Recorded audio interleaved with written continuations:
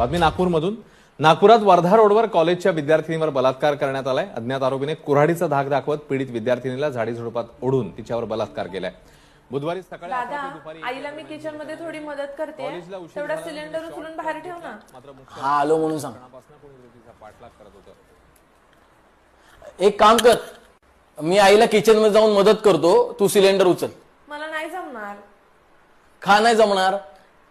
अगं आज हात दुखेल, उद्या अंग दुखेल, नंतर ना बॉडीला सवय होऊन जाईल आणि एक दिवस स्वतःच्या ताकदीवर उचलशील सिलेंडर. पण तू मला का उचलायला सांगतोय सिलेंडर? कारण मला सिलेंडर उचलायला लावायचंय तुला.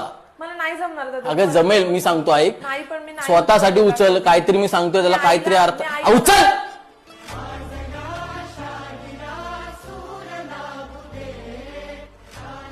उचललास ना? अगं सगळं शक्य आहे.